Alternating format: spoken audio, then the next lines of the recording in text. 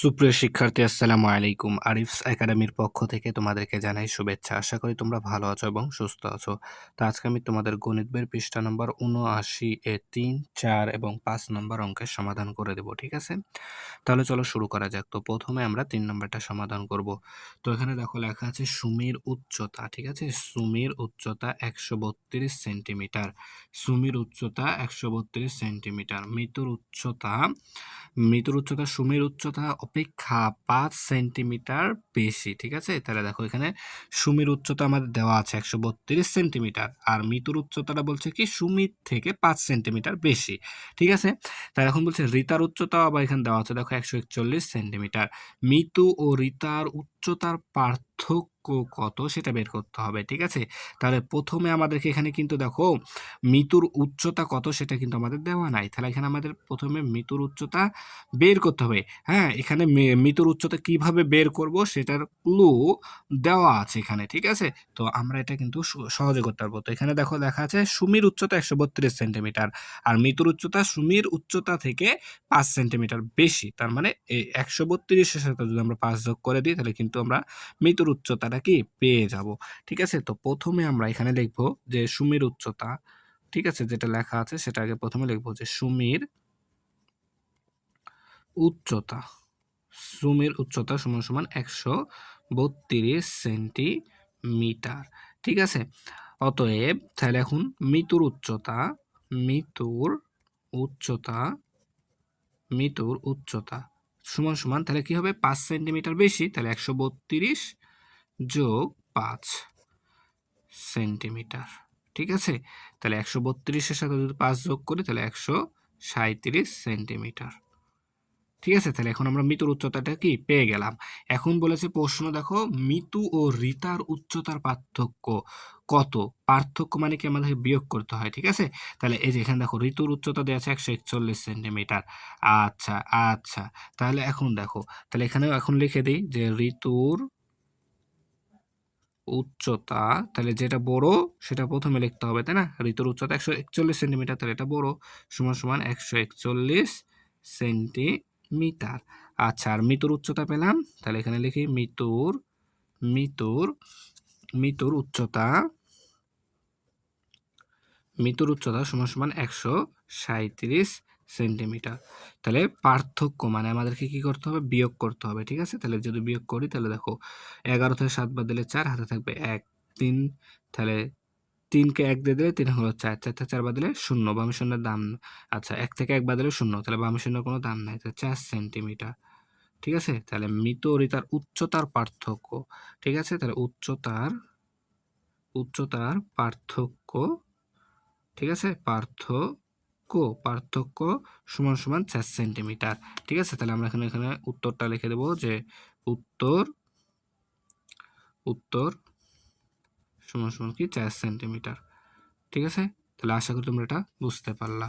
ঠিক আছে? তাহলে এবার দেখো ৪ নাম্বারটা। তো ৪ নাম্বার বলছে ২টি টেবিল ও ৪টি চেয়ারের মূল্য একত্রে ৮,২০০ টাকা। ঠিক আছে? অর্থাৎ এখানে ২টি টেবিল আর হচ্ছে ৪টি চেয়ারের একত্রে দাম, অর্থাৎ মোট দাম তাদের ৮,২০০ টাকা।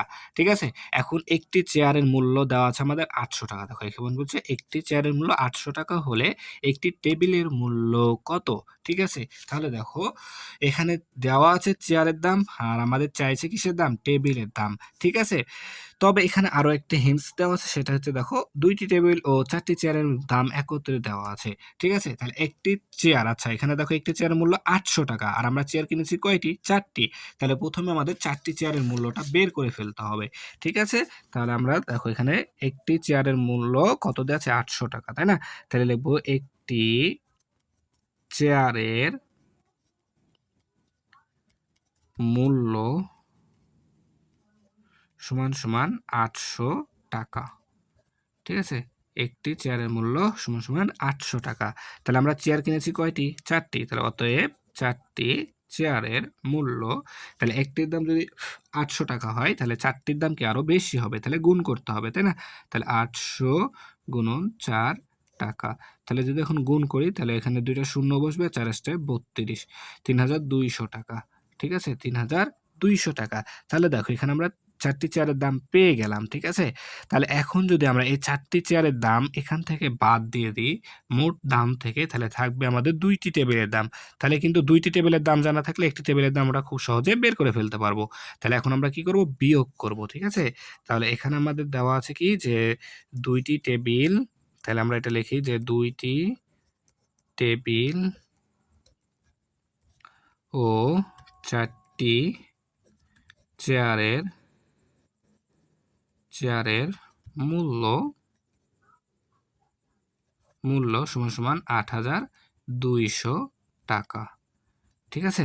তাহলে এইখান থেকে এখন 4টি চেয়ারের মূল্য পেয়ে গেছি। তাহলে 4টি চেয়ারের মূল্য সমান সমান কত? ৩২০০ টাকা। অর্থাৎ ৩,২০০ টাকা। তাহলে এখন যদি আমরা এখানে বিয়োগ করে দিই, তাহলে দেখো ০, ০, ০, ৮ থেকে ৫ বাদলে ৩, অর্থাৎ ৫,০০০ টাকা। ঠিক আছে? তাহলে এটা এই যে এখানে 4টি, এখান থেকে 4টি চেয়ারের মূল্য বাদ দিয়ে দিলাম। তাহলে থাকলো কি আমাদের 2টি টেবিল। ঠিক আছে? তাহলে এখানে হবে কি 2টি টেবিলের মূল্য। টেবিলের মূল্য। ঠিক আছে? 2টি টেবিলের মূল্য সমান সমান তাহলে ৫,০০০ টাকা। আর আমাদের প্রশ্নে বলেছে একটি টেবিলের মূল্য কত? তাহলে 2টি টেবিলের মূল্য জানা থাকলে আমাদের একটি টেবিল তো খুব সহজে হয়ে যাবে। তাই না? তাহলে এখন লিখব কি? অতএব একটি টেবিলের মূল্য। তাহলে 2টির দাম যদি ৫,০০০ টাকা হয়, তাহলে একটির দাম কি? কম হবে। তাই না? আর কম হলে কি করতে হবে? ভাগ করতে হবে। তাহলে 2 দ্বারা ভাগ করে দিব। ঠিক আছে? টাকা। তাহলে যদি আমরা ৫,০০০কে 2 দ্বারা ভাগ করি তাহলে হবে ২,৫০০ টাকা। ঠিক আছে? ২,৫০০ টাকা। তাহলে একটি, অর্থাৎ একটি টেবিলের মূল্য আমাদের ২৫০০ টাকা পড়ল। তাই না? তাহলে উত্তর ২,৫০০ টাকা। ঠিক আছে? তাহলে আশা করি এটাও তোমরা বুঝতে পারলা। তাহলে ৫ নাম্বারটা এখন। তো দেখো বলছে ৭টি পেন্সিলের দাম ৮৪ টাকা। ঠিক আছে? ৭টি পেন্সিলের দাম ৮৪ টাকা। ৯টি পেন্সিলের দামের ২ গুণ দিয়ে একটি জ্যামিতি বক্স কিনলে জ্যামিতি বক্সের দাম কত টাকা? ঠিক আছে? তাহলে এখানে দেখো প্রথম কথা হচ্ছে কি ৭টি পেন্সিলের দাম ৮৪ টাকা। ঠিক আছে?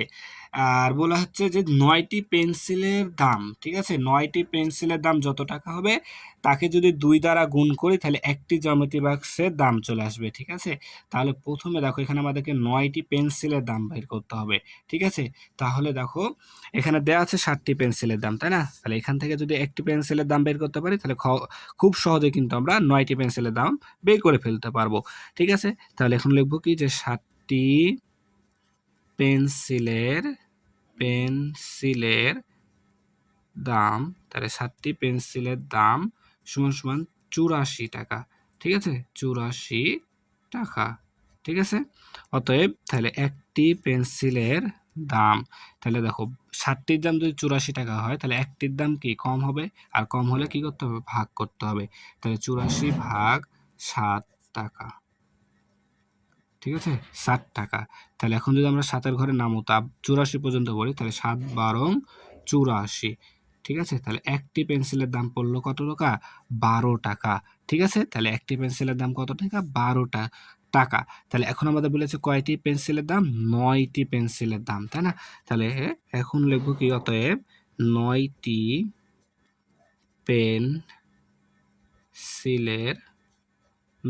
পেন্সিলের দাম। ঠিক আছে? তাহলে ৯টি পেন্সিলের দাম। তাহলে একটির দাম যদি ১২ টাকা হয় তাহলে ৯টির দাম বেশি হবে। আর বেশি করলে গুণ করতে হবে। তাহলে ১২ গুণ ৯ টাকা। ঠিক আছে? তাহলে যদি গুণ করি তাহলে ৯ দুগুণ ১৮, ৮ হাতে থাকে ১, ৯ কে ৯ রেখে ১০, ১০৮ টাকা।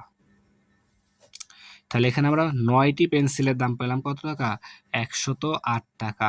তাই না? তাহলে এই ১০৮ টাকাকে যদি আমরা ২ দ্বারা গুণ করি তাহলে একটি জ্যামিতি বক্স কিনলে জ্যামিতি বক্সের দাম হবে। ঠিক আছে? তাহলে এখন এই ১০৮ কে ২ দ্বারা গুণ করে দেব, তাই না?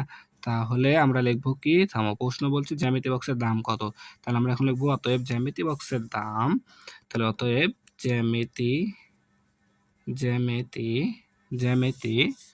ঠিক আছে? অতএব জ্যামিতি বক্সের দাম, তাহলে কি ৯টি পেন্সিলের দ্বিগুণ করলে তো জ্যামিতি বক্সের দাম পাবো। অর্থাৎ তাহলে এখানে আমি ৯টি পেন্সিলের দাম পেয়েছি ১৬০ টাকা। তাহলে একে ২ দ্বারা গুণ করে দিই। তাহলে জ্যামিতি বক্সের দাম চলে আসবে, তাই না? টাকা। তাহলে দেখো যদি গুণ করি আর দোনো 16 6 হাতে থাকে 1 2 কে 2 আর 2 শূন্য 0 আর হাতের 1 এখানে বসে গেল। তারপরে 2 কে 2, ঠিক আছে? তাহলে 216 টাকা। তাহলে জ্যামিতি বক্সের দাম কত হচ্ছে? 216 টাকা। তাহলে উত্তর 216 টাকা। ঠিক আছে? তাহলে আশা করি তোমরা অঙ্কটা বুঝতে পেরেছো। তাহলে আজকে এই পর্যন্তই। ভিডিওটি ভালো লাগলে অবশ্যই লাইক, কমেন্ট, শেয়ার করতে ভুলবেন না এবং পরবর্তী ভিডিও সবার আগে পেতে আমাদের চ্যানেলটি সাবস্ক্রাইব করে রাখো। আল্লাহ হাফেজ। আসসালামু আলাইকুম ওয়া রাহমাতুল্লাহ।